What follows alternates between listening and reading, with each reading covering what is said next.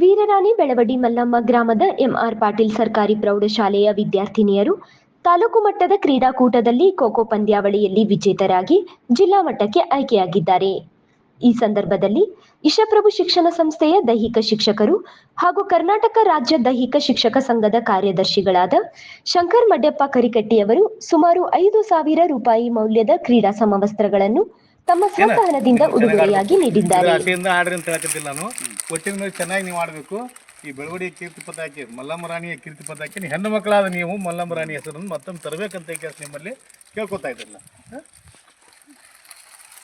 ಅವರು ಹೊರಡ್ತಾ ಇದ್ದಾರೆ ಹಾಗೂ ಇವರಿಗೆ ತರಬೇತಿ ನೀಡಿದಂಥ ದೈಹಿಕ ಶಿಕ್ಷಕರಾದಂಥ ಮಲ್ಗೌಡ್ ಪಾಟೀಲ್ ಸರು ಸಹಿತ ಮಕ್ಕಳೊಂದಿಗೆ ತೆರಳ್ತಾ ಇದ್ದಾರೆ. ಇನ್ನೊಂದು ಖುಷಿ ವಿಚಾರ ಏನಂದರೆ ನಮಗೆ ಅತ್ಯಂತ ಕಡಿಮೆ ಹಣದಲ್ಲಿ ಚುಳುಕಿವರೆಗೆ ಈ ಮಕ್ಕಳನ್ನು ನಾ ಕರ್ಕೊಂಡು ಹೋಗಿ ಬರ್ತೇನೆ ರೀ ಅಂತ ಹೇಳಿ ಬೂದ್ಯಾಳದ ಶಿವಾನಂದ್ ಅವರು ನಮಗೊಂದು ಸಹಾಯ ಮಾಡಿದ್ದಾರೆ.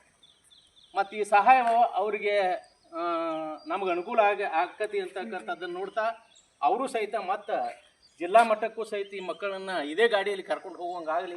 ಎಂಆರ್ ಪಾಟೀಲ್ ಸರ್ಕಾರಿ ಪ್ರೌಢಶಾಲೆಯ ಮುಖ್ಯೋಪಾಧ್ಯಾಯರಾದ ಸದೆಪ್ಪ ಗುಗ್ರಿ ಅವರು ಮಾತನಾಡುತ್ತಾ ಜಿಲ್ಲಾ ಮಟ್ಟದಲ್ಲಿ ಈ ವಿದ್ಯಾರ್ಥಿನಿಯರು ವಿಜೇತರಾಗಿ ಬೆಳವಡಿಯ ಶಾಲೆಯ ನಾಡಿನ ಕೀರ್ತಿ ಬೆಳಗಲಿ ಎಂದು ಕರೆ ನೀಡಿದರು. ಈ ಸಂದರ್ಭದಲ್ಲಿ ಶಿಕ್ಷಕರಾದ ಎಂಬಿ ಮಲ್ಗೌಡರ್ ಹಾಗೂ ತಂಡದ ವ್ಯವಸ್ಥಾಪಕಿ ಶ್ರೀಮತಿ ಎಚ್ಎಸ್ ಮಡಿವಾಳರ್ ಉಪಸ್ಥಿತರಿದ್ದರು.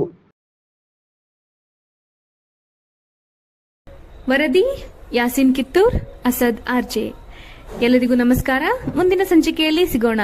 ದಯವಿಟ್ಟು ನಮ್ಮ ಹಾಯ್ ಮಲಪ್ರಭಾ ಯೂಟ್ಯೂಬ್ ಚಾನಲ್ಗೆ ಸಬ್ಸ್ಕ್ರೈಬ್ ಮಾಡಿ.